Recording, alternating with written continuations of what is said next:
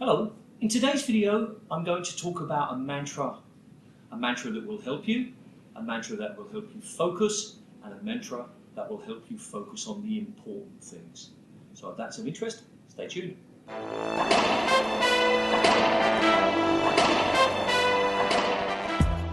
Okay, so before we talk about the mantra, I'd like to talk about kind of a psychological trick that can help you. Now, before I do that, I want to kind of put that into context. Too often club players don't focus on the mental aspect of the game, and that's not always their fault because there's not necessarily enough resources for them to do that. And I hope to try in my own way to address that over the coming months by working on some of those aspects. And one of the aspects is you worry about your real life. And that's a big problem. And we often talk about blocking out those things. And I don't really like that word, block, because it means that they're constantly there. I'd like the idea of leaving them behind so that you don't carry them with you. So what I'd like you to try, and it does work, it won't work for everybody, it might not work for you, but it does work, is just before you enter a court, use your racket hand, the hand that you hold the racket with, and touch the wall of the squash court. And what I want you to do is I want you to go through a process where in your mind you say, I'm going to leave all my worries behind. Now, of course, that would be like your work or business, your family life, any other personal life, any other financial worries. I don't want you to list them. I just want you to group them in the idea of, I'm going to leave all my worries behind. They will be here when I finish playing. Take your hand off. That little act can help you leave those things behind and allow you to focus on what you need to do. Because when you're on court, nothing you think about outside will make a difference to what's happening on that court. Okay? So just focus on what you need to. So that's that psychological trick. So let's talk about this mantra. A mantra is something that you would repeat to yourself and that you would start to believe and that you will start to implement. Now, the mantra has three aspects, and I would recommend, at this point, I would recommend using my three. I've thought about them for a long time, very carefully, and they are good for nearly everybody. But over time, you can change them. You can change them to whatever you feel comfortable with. Once you kind of understand what I'm talking about, it'll be easier to think about changes. But I wouldn't recommend adding more than three. Three seems to be the right number for you to focus on. That doesn't mean you can't think about other things during the match, but for this particular mantra. So the first one, I watch the ball hit my strings. The second one, I play every shot with intention. And the third, I stick to my game plan. So let's look at those individually. The first one, I watch the ball hit my strings. And the first thing to notice is that all of the mantra is in the first person, I. Okay? Because you are reminding yourself what you do and what you will continue to do.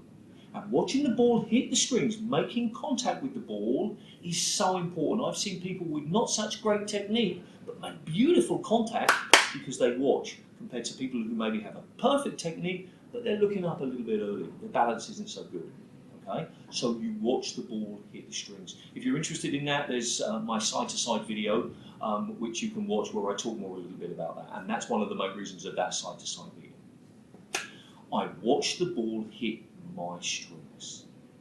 Number two, I play every shot with intention. Now, if I gave you 3 darts and I just said throw them against the wall, it's unlikely that those 3 darts would be in the same place. Unless you said, oh, there's a little spot there, I think maybe I'll try and hit that. And what happens in squash matches and in other sports as well, where you hit the ball, unless you have a very specific target that you are aiming for, and I'm not necessarily suggesting something on the front wall or something here, it can be a little bit more abstract than that, but you must have a very clear objective when you hit that ball.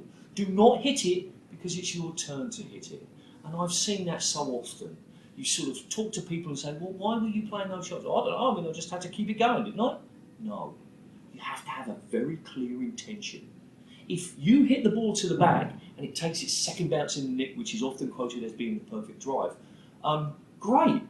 But if you just hit it to the back and it happened by accident, not great, because it's not likely to happen consistently. you need to know exactly what you're trying to do with the ball. And I guarantee you, even if the whole mantra doesn't work, I guarantee you that when you focus on a very specific action or target or objective, when you hit the ball, you are definitely going to do that much more often. Okay? Now, what you do is a completely different matter, and it's obviously part of the third part of the mantra, which is I stick to my game plan.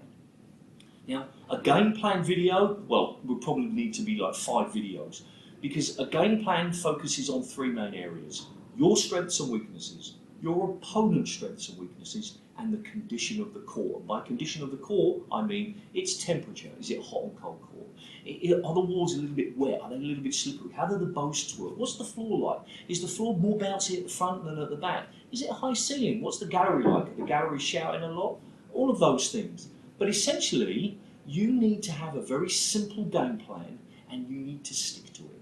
Let me give you a quick anecdote. When I was the coach at Wembley Sports Centre, I was coaching the women's team, and there was a young lady from Ireland called Gronya. I hope I'm pronouncing that correctly. And she was a very stubborn player, and she was a shot player. And she was playing a match, and she was 2-love down. And I went down into the downstairs, and I managed to convince her after quite a while that she needed to change her game. Her opponent was a little bit older than her. Her opponent was getting tired, and her shots weren't working.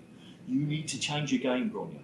And she did. And she won the 3rd game, and she won the 4th game. And then, as I'm sure you can guess, we got down into the, between the 4th and the 5th game. And I'm like, right, stick to what you've been doing. No, I can beat her with my game. No, stick to what you're doing. It's working. And as you can guess, she lost because she didn't stick to her game plan. Her emotions, her feelings, her normal mentality overtook the idea of the objectivity of somebody watching and saying, this is what's going to work. And it happens to us all. We sort of, in the heat of the match, we've got these shots that we love playing, or we think we can win one particular way, but it just doesn't work. And being able to stick to your game plan, even if it's not working initially, is better than chopping and changing, because that just won't work. Of course, if you're 7 or 8-love down in the 3rd game and you're already 2-love, well, you could make a case for saying, okay, well, I need to try something different. But I would also argue that the mentality of saying, I'm going to stick to my game plan, if you do it right, would pay more dividends in the long term. So repeat after me. I watch the ball hit my strings. I hit every shot with intention. I stick to my game plan. I want you to try that. I want you to say it when you're in the car, on the way to the match, at the bus stop, on the train, as you're getting changed, as you're getting all your kit ready, as you're warming the ball up, just before you serve for the first point or receive for the first point. Make it a habit until you believe those things that you do them, and then you do them. And then over time, you can change them. You can change maybe that last one. Instead of I stick to my game plan, I hit less posts. I rush my opponent. I play defensively when I need to. You can make that last one a bit more specific. Of course, you can change them all, but those first 2 seem to work very well. So that's it for today. Thank you for watching. And remember, do something every single day to improve your squash. Even if it's just a bit of stretching, even if it's watching a match and analysing it, even if it's fitness work or something, but do something. Thanks. See ya.